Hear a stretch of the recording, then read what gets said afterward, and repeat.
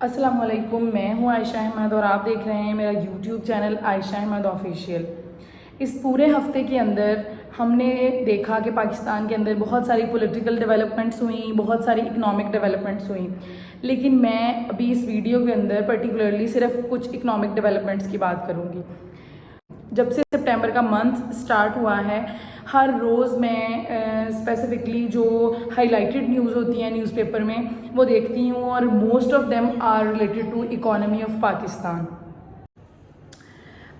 पाकिस्तान का बहुत बड़ा नाम एक मायानाज इकोनॉमिस्ट जो हैं कैसर बंगाली, उनकी प्रेस कॉन्फ्रेंस हमने इसी हफ्ते के आगाज़ में देखी और उन्होंने पाकिस्तान की इकोनॉमी के पूरे का पूरा हाल अहवाल हमें बताया और हमें बताया कि ऐसा नहीं है कि पहले स्टेटमेंट्स हम सुनते थे कि दिवालिया होने जा रहा है पाकिस्तान, नहीं, पाकिस्तान दिवालिया हो चुका है।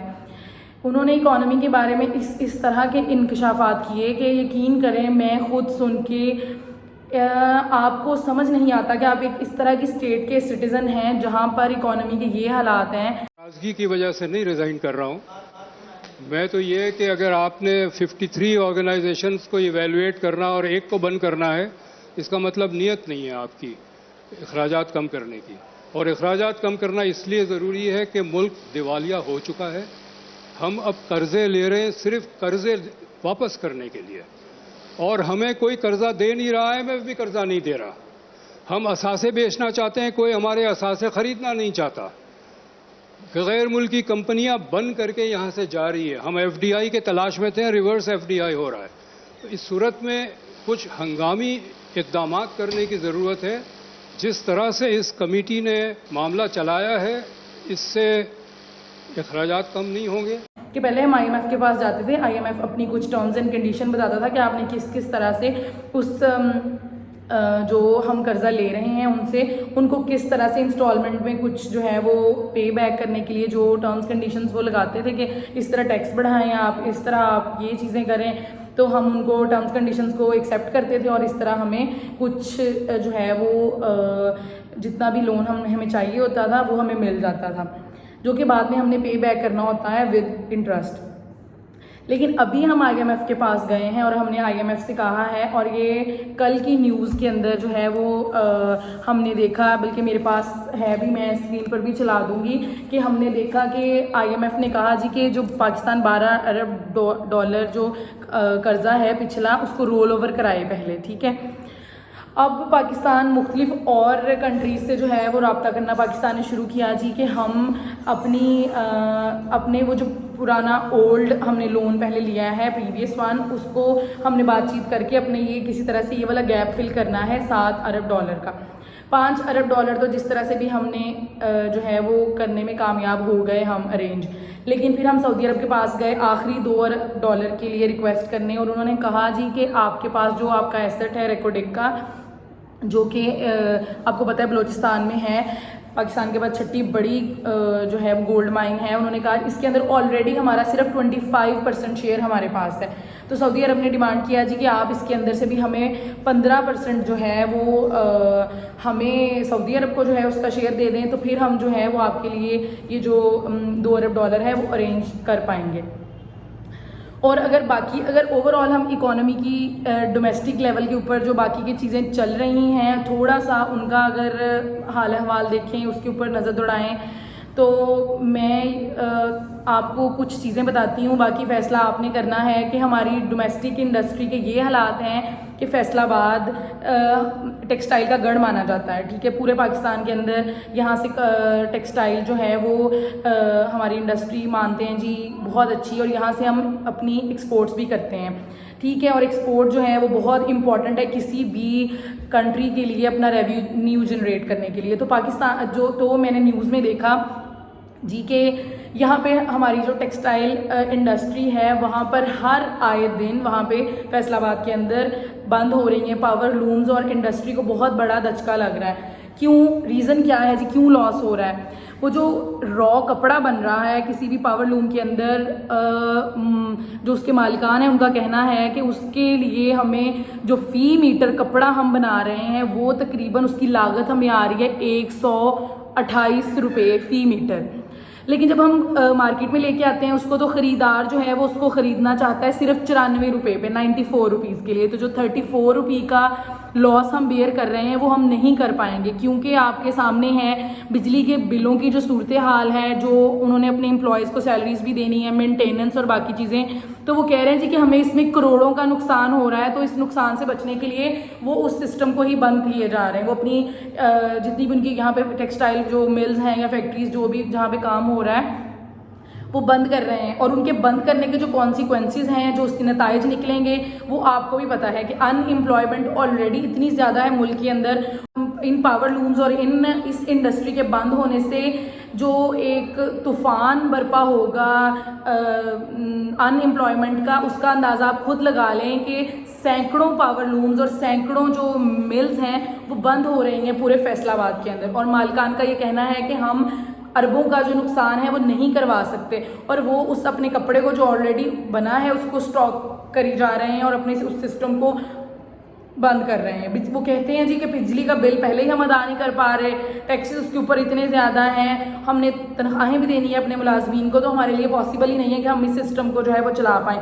तो जहाँ पहले ही पाकिस्तान के पास कितनी को इंडस्ट्री है, कितनी को एक्सपोर्ट्स हम कर रहे हैं, हम तो ऑलरेडी ट्रेड डेफिसिट में जा रहे हैं। इकोनॉमी की सिचुएशन ये है कि हम फॉरेन डायरेक्ट इन्वेस्टमेंट ढूंढ रहे हैं, लेकिन जो पहले की मौजूद, हमारे पास FDI मौजूद हैं, वो भी गैर मुल्की जो कंपनीज़ हैं वो वापस जा रही हैं अपने अपने मुल्कों में, क्योंकि यहाँ कोई भी बिज़नेस करने में इसलिए इंटरेस्टेड नहीं है कि कॉस्ट ऑफ डूइंग बिज़नेस इतनी हाई है पाकिस्तान के अंदर कि ये कुछ एग्जांपल्स जो हैं वो जिस तरह से मैंने अभी आपको बताया। और वैसे ही यहाँ पे टेररिज्म और सोशल सिक्योरिटी के नाम पे आपने देखा कि पिछले कुछ दिनों में इतने सारे इवेंट्स हो गए हैं कि जिसमें वो निताशा इकबाल केस कि सोशल सिक्योरिटी ही नहीं है। उसके बाद ये अगर इकोनॉमिक सिचुएशन हम बात करें तो पाकिस्तान अपने एसेट्स, ये मैं नहीं कह रही, ये कैसर बंगाली ने कहा कि पाकिस्तान अपने एसेट्स बेचना चाहता है, लेकिन कोई हमसे हमारे एसेट्स खरीदना भी नहीं चाहता। यानी इंटरनेशनल लेवल के ऊपर पाकिस्तान का जो इमेज है वो अब आपके सामने है। हमारी जो इकोनॉमी, हमारा जो बजट है हर साल वो पहले ही डेफिसिट में जाता है। बजट डेफिसिट में जाने का मतलब है कि हमारे अखराजात जो हैं वो बहुत ज़्यादा हैं और हमारी आमदन उसकी निस्बत बहुत कम। और उस गैप को फिल करने के लिए हम लोन लेते हैं। जैसे कि आपको पता है हम हर साल IMF के पास जाते हैं, और अभी IMF ने कहा कि आप पिछले लोन का पहले जो है वो कुछ उस गैप को भी फिल करें, उसका बताएं हमें। तो उसको पिछले कर्जे को अदा करने के लिए हम दूसरे मुल्कों के पास जा रहे हैं और कर्जा लेने के लिए। यानी हालात अब ये हैं पाकिस्तान के कि हम पिछले कर्जे को अदा करने के लिए और कर्जा ले रहे हैं, फिर उसको अदा करके और कर्जा लेंगे ताकि हम इकोनॉमी को रन कर सकें। तो इस तरह की सिचुएशन में आप देखें कि आने वाले 10 सालों में इकोनॉमी कहाँ पर खड़ी होगी। डोमेस्टिक इंडस्ट्री पहले ही नहीं है, और जो है वो मैंने आपको बताया कि वो वैसे ही हम इस तरह के हालात पैदा कर दिए गए हैं कि वो भी बंद होती जा रही है। और आने वाले दिनों में आप देखेंगे कि सिचुएशन इससे भी बदतरीन हो जाएगी, इकोनॉमिक सिचुएशन इससे भी ज़्यादा वर्स्ट हो जाएगी।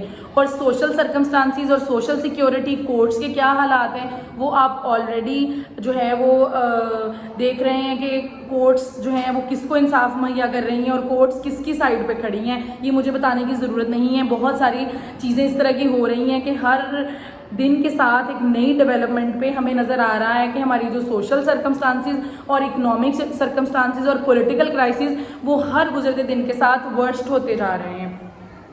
तो ये मैंने कुछ हकायक आपके सामने रखे। एंड पर वीडियो के आप कैसर बंगाली जो हैं इकोनॉमिस्ट, उनकी वो प्रेस कॉन्फ्रेंस भी देख पाएंगे। इसी बात के साथ मुझे दीजिए इजाज़त, मैं चलती हूँ। दुआओं में याद रखिएगा। अल्लाह हाफिज़। इस प्रोसेस में हम ये नहीं कह सकते कि कुछ फ़र्द है जो इसको रोक रहे हैं। इससे पहले एक कमेटी बनी है हफीज़ पाशा की, एक कमेटी बनी इशरत हुसैन की, इसी पर्पज़ के लिए अमल नहीं हुआ। इसका मतलब ये है कि पूरा एक फोर्स है जो गवर्नमेंट की अखराजात को कम नहीं करने दिया जाता। हम इसको ये नहीं कह सकते हैं कि अलिफ जीम ते जो है ये रास्ते में खड़े हैं। It's not individuals. Government again and again has constituted very high-powered committees. Ishrat Hussain की कमेटी, उससे पहले हफीज़ पाशा की।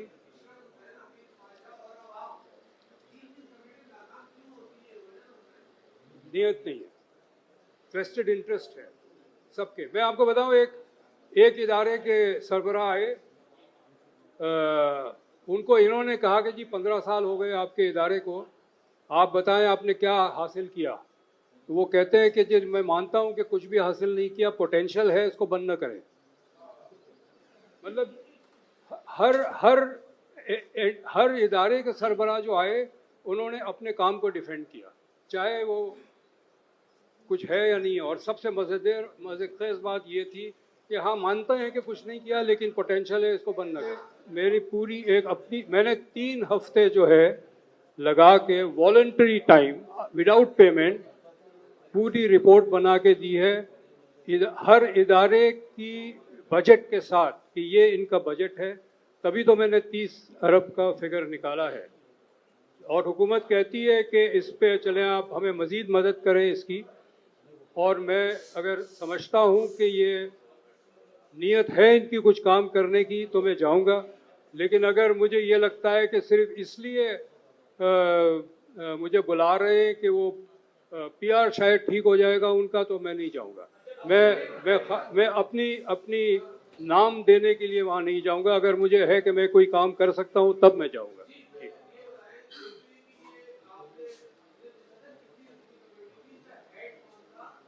जी जी जी जी जी। वजीर ख़जाना चेयरमैन है इस वक्त इस कमेटी के। पहले दो जो कमेटी है उसके चेयरमैन थे director general planning commission Jahangir Khan ji, पहले वो थे। अब फाइनेंस मिनिस्टर मोहम्मद औरंगजेब है। नहीं, कमेटी में तो मैं नहीं जाऊंगा। इस कमेटी में तो मैं नहीं जाऊंगा। नहीं, इस्तीफा वापस नहीं ले रहा मैं इस कमेटी में तो नहीं जा रहा। लेकिन अगर वैसे मुझसे कोई मदद मांगी जा रही है कि ये आप कैलकुलेशन करके बना के दे दें, मैं दे दूंगा। और मैं देता रहा हूँ। मैं थ्रू आउट मुस्तकिल इस किस्म की चीज़ें मैं करता रहा हूँ। सिंध गवर्नमेंट को भी इनपुट देता रहा हूँ, बलूचिस्तान गवर्नमेंट को भी दे रहा हूँ, आज भी दे रहा हूँ। वहाँ से एक फ़ोन आता, सर ये चीज़ हमें बना के दे दें, तो मैं बना देता हूँ। ये मैंने बनाया हुआ है। मुझे मज़ीद काम करने को कहेंगे तो करूँगा। लेकिन मैंने पूरा एक प्रोग्राम 17 डिवीज़न 50 एंटिटीज बंद करना। देखिए, हर डिवीज़न के कुछ डिवीज़न बंद कर दें, वो डिपार्टमेंट बंद करना नहीं चाहिए, इसलिए कि वो काम करता है कोई। तो वो भी दिया है कि ये डिवीज़न बंद हो जाएगा तो इसका ये डिपार्टमेंट कहाँ पार्क करना चाहिए। ये सारी डिटेल्स बना के दी हुई है।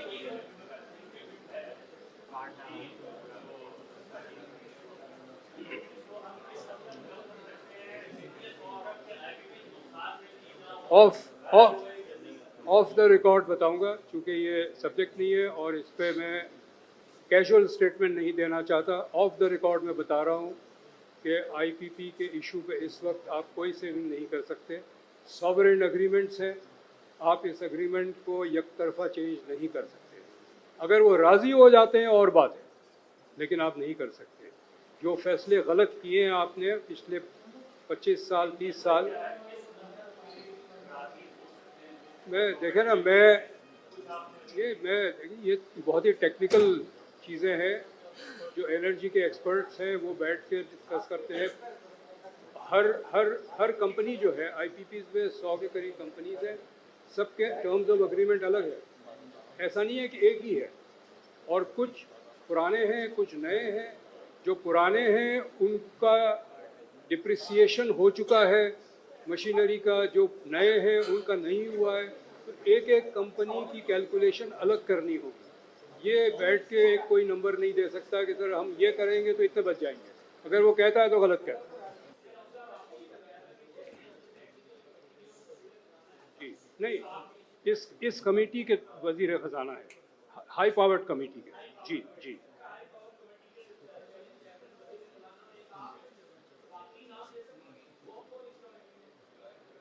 मैं जो ऑफिशियल नाम है तो दे देता हूँ, लेकिन इस वक्त मेरे पास वो लिस्ट है नहीं उसकी। जी, डीजी प्लानिंग कमीशन है, कैबिनेट सेक्रेटरी है, एस्टेब्लिशमेंट सेक्रेटरी है, फाइनेंस सेक्रेटरी है, पावर डिवीज़न के सेक्रेटरी है, ये तो बिल्कुल सारे ऑफिशियल्स हैं। 2 या 3 मिनिस्टर्स हैं और 2 या 3 MNAs हैं। मैं फिर कहूँगा, नाम मैं नहीं बताना चाहता, मैं पर्सनलाइज नहीं करना चाहता। ये जो नोटिफिकेशन है बाय नेम नहीं है, ये बाय जो MNAs है वो बाय नेम है, मिनिस्टर भी बाय नेम नहीं है, वो उसके मिनिस्टर का वो लिखा हुआ है जी। मैं फिर कहूँगा कि मैं नाम नहीं लेना चाहता, मैं इसको अपनी तरफ से पर्सनलाइज नहीं करना चाहता। मेरा किसी मिनिस्टर से झगड़ा नहीं है, किसी MNA से झगड़ा नहीं है, किसी पॉलिटिकल पार्टी से झगड़ा नहीं है। मेरा इशू ये है कि मुल्क दिवालिया हो गया है, अखराजात हुकूमत ने अपने कम करने हैं, और उसमें अगर वजह पूरी हुकूमत है। देखें, वजह पूरी हुकूमत है। 2-4 फर्द हुकूमत का प्रोसेस न चला सकते हैं न रोक सकते हैं। अगर हम ये नहीं कह सकते कि जी एक शख्स चाहता है ये हो जाए, चाहे वो वज़ीर आज़म हो, सदर हो, और वो हो जाएगा। दो बड़ी कमेटीज़ बनी है, हफीज़ पाशा और इशरत हुसैन की, वो फिर इम्प्लीमेंट नहीं की गई। इसका भी यही हशर मैं देख रहा हूँ।